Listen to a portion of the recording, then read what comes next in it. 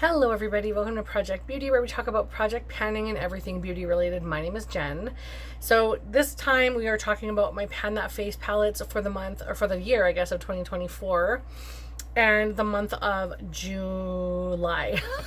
Wow. Yeah, the month of July 2024. There have been some crazy changes and I will talk about those as I go through each palette.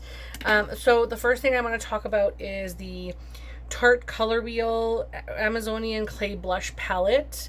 And I do love and adore this palette, but it is getting super old and the products are getting very dried out.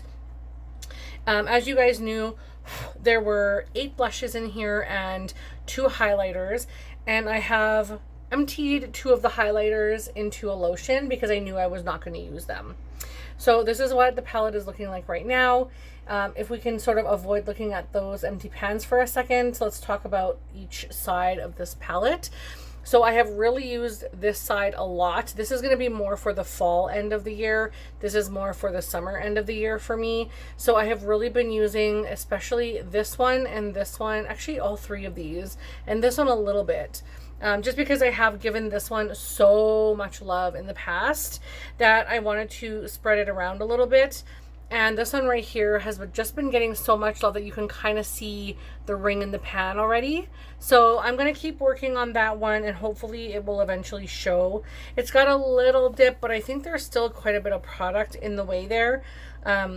But I'm definitely making some headway on this. But yeah, the obvious changes are the fact that I removed the highlighters, and I will talk about those in a second.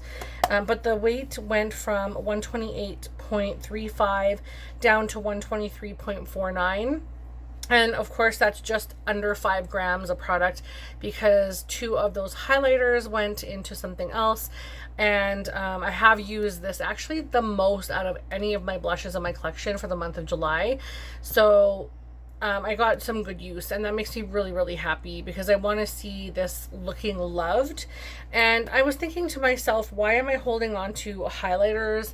Every year I have to account for each individual pan because that's how I do my inventory, sorry. That's how I do my specific inventory. And so I make sure that I count every single pan of highlighter in my collection, whether it's in a highlighter palette or a combination face palette or an individual pan. I count every single one individually, and like I don't need to count these because I just don't want to use them. They're not highlighters I want to hoard or use, so there was no need for them, so that's why I have removed them from this palette. The next palette we're going to talk about is the Tarte Skin Twinkle Lighting palette, and this is an older release but not so old. It was like that ocean whatever, I can't even remember, the sea Tarte something of the sea or whatever, I don't even know, but that's what this came from, this line. And I love the size of this palette. I just feel like this is such a nice size of a palette, but it was all highlight and under eye setting powder, and that was just a bit much for me. And I'm going to be honest, one of the 2 highlighters I never even liked at all. That was Sunlight, which was apparently a champagne gold, and the one that I really liked was Moonlit Pearl, which is the really more like the more drastic one, the more oomph one. And then in the middle was called Filtered Light, which was an under eye setting powder. So this one has the most drastic change, and that's because I removed most of the highlighters from this palette. I was going to clean it out, and I'll probably clean it up so you guys can really see that pan underneath soon. I just took it all out, and I'll show you what I did with it in a second, but I wanted to keep a little bit because I did want to continue using this one. This is the, I think it's called Moonlit. Sorry. I do really enjoy it. It's just I knew I wasn't going to pan those this entire year, and it's a little too light for me at the moment. I'm using other highlighters right now, so I just wanted to keep a little bit, and then once I'm done with this year, that will go. This one I'm still using. I will be repressing this after this video because it definitely needs to be flattened in the pan. It's way too hard to get into those corners, and I want to get that done. So I'm hoping that I can complete this one very soon, with the exception of this one. I don't know how long that will take, but I would like to get this entire thing out of my collection because in all honesty, I love the palette itself, but the product inside Like, I liked the under eye setting powder fine. It was fine. And one of the highlighters was okay. The other one was just not good. And I just feel like, why am I hoarding these things that I just don't enjoy using as much as I do other things? So that's why I made that decision.